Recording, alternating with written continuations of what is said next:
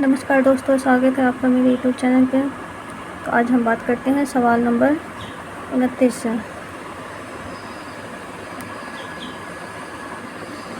सवाल नंबर 29 है, the ministry of utmost happiness किसके द्वारा लिखी गई है? Arundhati Roy, Anita Desai, Kiran Desai, Doris Lessinger. तो इसे अरुंधति रॉय ने 2017 में लिखा था। 2017 में ये प्रकाशित हुई थी। 30 नंबर है, भारतीय स्वतंत्रता संघर्ष के समय कांग्रेस का शासनकाल किस अवधि को माना जाता है? कांग्रेस का शासनकाल 1885 से 1905 को माना जाता है, जो कि ऑप्शन ए होगा। 31 नंबर सवाल है, राष्ट्रीय ग्रामीण स्वास्थ्य मिशन कब शुरू हुआ था? राष्ट्रीय ग्रामीण स्वास्थ्य मिशन जून 2012, मई 2010, अप्रैल 2000, अप्रैल 2005। तो ये शुरू हुई थी अप्रैल 2005 को। 12 अप्रैल 2005 को राष्ट्रीय ग्रामीण स्वास्थ्य मिशन शुरू हुआ था। इसका उद्देश्य था कि देश की कमज़ोर और ग्रामीण आबादी के लिए सुलभ, सस्ती, उच्च गुणवत्ता वाले स्वास्थ्य सेवा प्रदान करना इसका मुख्य उद्देश्य था। सवाल नंबर 32 है, इंडस्ट्रियल साइंटिफिक इंडिया लिमिटेड का मुख्यालय कहाँ पर स्थित है? अहमदाबाद, बेंगलुरु, सुख और नवी मुंबई। नवी मुंबई में इसका हेडक्वार्टर स्थित है, जो कि मुंबई में है। सवाल नंबर 33, किस संवैधानिक संशोधन द्वारा वर्ष 2006 तक लोकसभा की सीटों के पुनर्निर्माण पर प्रतिबंध लगा दिया गया था? 88वां, 82वां, 81वां और 84वां। तो इसका सही जवाब है डी, यानी 84वां। 84वें संवैधानिक संशोधन अधिनियम 2001 ने 1971 की गणना के आधार पर लोकसभा में मौजूद सीटों की कुल संख्या को वर्ष 2026 तक स्थापित किया था। कब तक किया था? वर्ष 2026 तक। 34 नंबर है, जालियांवाला बाग हत्याकांड की घटना कब हुई थी? जालियांवाला बाग हत्याकांड की घटना 8 अप्रैल 1919, 11 अप्रैल 1919, 13 अप्रैल 1919, 10 अप्रैल 1919। तो ये तो सब लोग जानते होंगे। 13 अप्रैल 1919 को अमृतसर के नरसंहार के रूप में इसे जाना जाता है, जो कि 13 अप्रैल 1919 को हुआ था। 35 नंबर सवाल है, समाज में धन के वितरण की असमानता को कम करने में कौन सा कर सहायक होता है?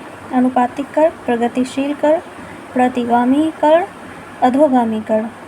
तो प्रतिगामी कर सहायक होता है।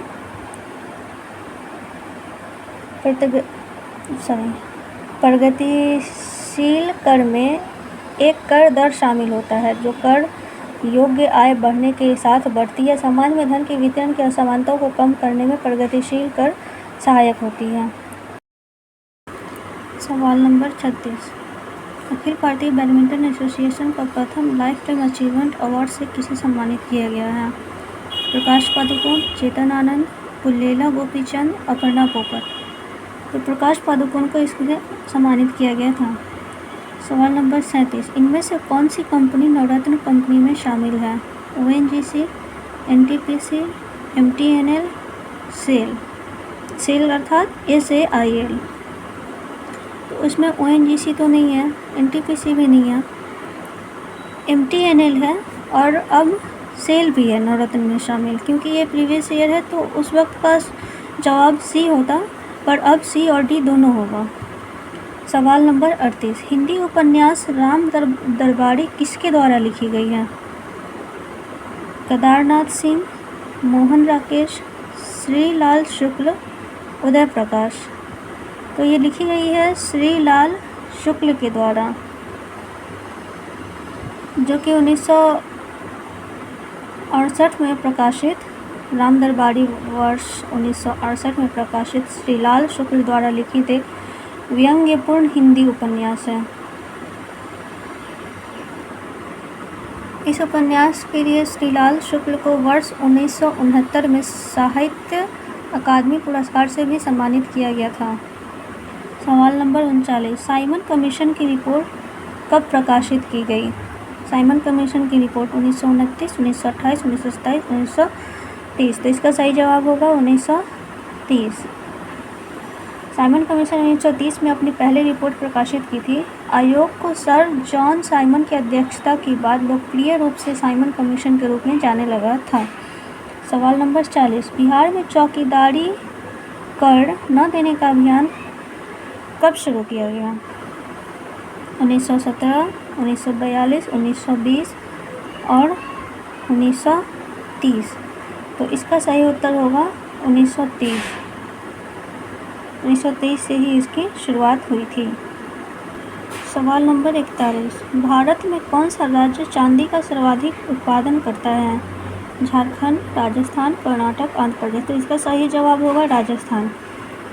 राजस्थान चांदी की सर्वश्रेष्ठ उत्पादन में भारत का नेतृत्व करता है। उदयपुर जो कि राजस्थान में है, राजस्थान में जावड़ की खदान है। भारत में सबसे बड़ी चांदी की खदानें हैं। राजस्थान में लगभग 43 टन चांदी का उत्पादन राजस्थान करती है, जो कि पूरे भारत के उत्पादन का लगभग 56.6% है। कितना? 56.6%। सवाल 42, बिहार में भारत छोड़ो आंदोलन के दौरान सचिवालय गोलीबारी की घटना कब हुई थी? 14 अगस्त 1942, 11 अगस्त 1942, 9 अगस्त 1942, 15 अगस्त 1942। तो 11 अगस्त 1942 इसका सही जवाब होगा। बिहार में भारत छोड़ो आंदोलन के दौरान सचिवालय गोलीबारी की घटना 11 अगस्त 1942 को हुई थी। पटना के जिला अधिकारी WG आर्थर के आदेश पर पुलिस ने गोलियां चलाने का आदेश दिया था। सवाल 43, टिटिका का झील कहाँ अवस्थित है? बोलिविया एवं पेरू, इक्वाडोर एवं कोलंबिया, बोलिविया एवं पराग्वे या बोलिविया एवं चिली। इसका सही जवाब है बोलिविया एवं पेरू।